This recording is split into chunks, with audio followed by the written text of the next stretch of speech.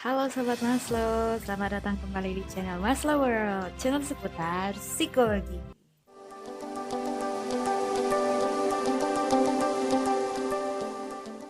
Oke, Sobat Maslow, pertama-tama saya sangat meminta maaf kepada Sobat Maslow sekalian dimanapun kalian berada, karena keterlambatan saya dalam mengupload video sudah sangat terlambat ya. Itu karena dikarenakan tugas saya sangat banyak, ada yang harus saya dahulukan ya untuk saya selesaikan, jadi terlambat ngupload videonya. Tapi pada saat ini kebetulan saya sedang ada waktu luang, waktu senggang, jadi saya menyempatkan diri untuk mengupload video seperti yang telah saya janjikan. So, stay tune. Oke, Sobat Maslow, pada video sebelumnya kan kita sudah mempelajari itu tentang 3 tipe belajar behavioristik ya. Ada classical functioning, ada operant functioning, kemudian ada social learning. Tibalah saatnya kita masuk ke teori yang selanjutnya, yaitu teori psikoanalisis.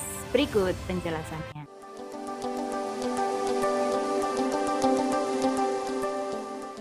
Psikoanalisis atau psikoanalisa ditemukan oleh Sigmund Freud. Dia adalah seorang dokter ahli syaraf asal Austria. Fokus dari psikoanalisis adalah menyelami pikiran individu guna memahami hubungan-hubungan yang dimiliki, pengalaman, dan cara pandang individu terhadap dunia.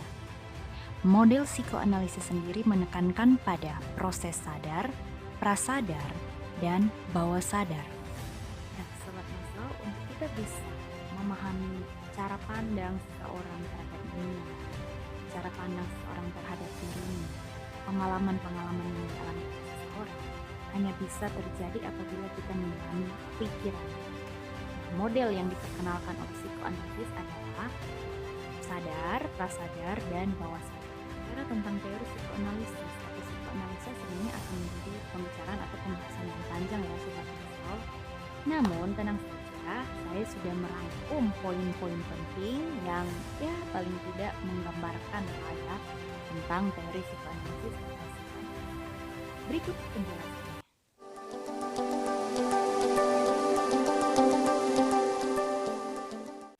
Poin yang pertama yaitu pendekatan psikodinamika merupakan pendekatan psikologi yang menekankan pada proses bawah sadar.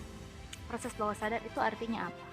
Artinya adalah segala keyakinan, harapan, ketakutan dari seseorang itu bersumber dari bawah sadar. Seperti yang tadi saya sudah bilang kan bahwa ada 3 model dalam psikoanalisis, yaitu sadar, prasadar, dan bawah sadar. Nah, menurut Freud, yang paling berpengaruh terhadap perilaku seseorang itu terletak pada bawah sadar.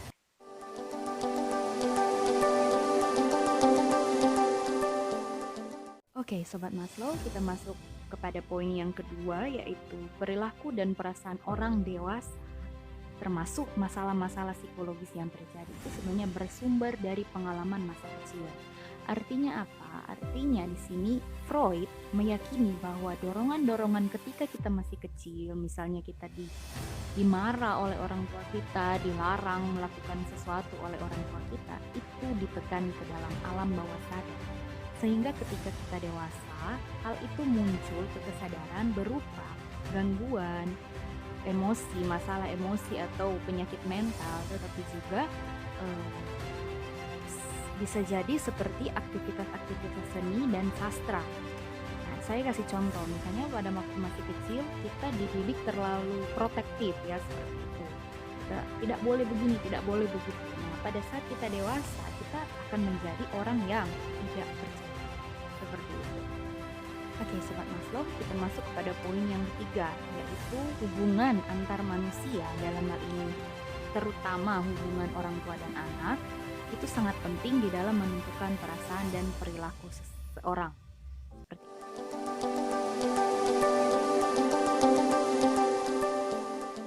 Oke, Sobat Maslow, kita masuk kepada poin yang keempat, yaitu perilaku dan perasaan itu sangat dipengaruhi oleh makna kejadian-kejadian di dalam pikiran bawah sadar dan motif-motif bawah sadar. Artinya apa? Jadi di sini tadi sudah disebutkan kan bahwa makna kejadian dalam pikiran bawah sadar. Artinya bahwa pikiran bawah sadar itu diekspresikan melalui mimpi, slip of tongue atau salah ucap, dan pembawaan diri. Nah, misalnya yang slip of tongue atau salah ucap, nah itu biasanya terjadi ketika salah sebut nama orang misalnya. Mungkin pada saat itu yang ada dalam pikiran Sobat Maslow adalah nama A. Sehingga ketika sebenarnya Sobat Maslow ingin menyebut nama B, tapi karena di pikiran Sobat Maslow itu sedang berputar-putar si nama A, jadi tanpa Sobat Maslow sadari, Sobat Maslow menyebut nama A. Itu salah ucap. Terus misalnya ya banyak kan kejadian-kejadian dalam keseharian kita yang kita salah ucap seperti itu. Misalnya kita ingin menyebut ini dan itu, kemudian kita nyebutnya inu. Jadi itu menggabungkan antara ini dan itu. Nah, seperti itu. Kemudian contoh yang lain lagi. Misalnya Sobat Maslow dan sahabat Sobat Maslow itu jalan-jalan ya. Terus sudah saatnya makan siang. Terus temannya Sobat Maslow tuh tanya, lapar nih, enaknya makan apa ya? Terus Sobat Maslow menyebutkan 3 option.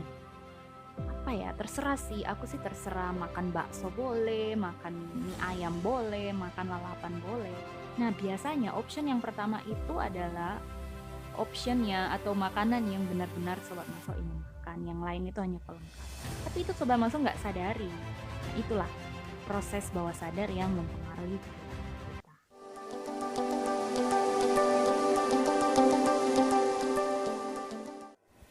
Oke, Sobat Maslow, kita masuk kepada poin yang kelima, yaitu psikodinamika mencari informasi melalui mimpi, gejala, tingkah laku yang tidak masuk akal, dan semua ucapan pasien selama terapi.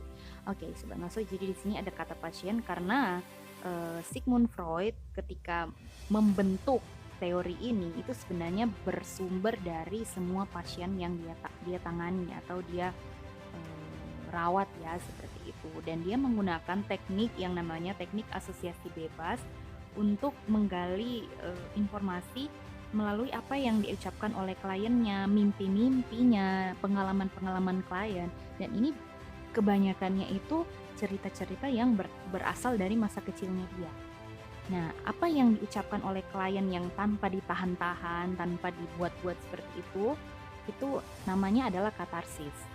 Dan biasanya Sobat Maslow sudah saking penuhnya ya pikirannya Sobat Maslow dan benar-benar rasanya sudah mau meledak. Nah, pada saat Sobat Maslow mengungkapkan unek-unek sampai nangis bombay seperti itu, sampai intinya benar-benar menangis yang termehek-mehek, yang sampai setelah selesai menangis itu rasanya lega. Nah, itu namanya katarsis. Nah,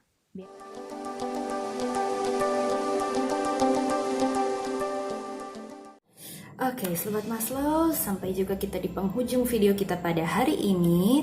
Seperti itu ya penjelasan tentang teori psikoanalisis, dan jika ada yang masih yang kurang atau yang perlu ditambahkan, Sobat Maslow boleh meletakkannya, boleh mengetiknya di kolom komentar. Kritik dan saran juga saya terima, dan sampai jumpa di video selanjutnya. Dadah!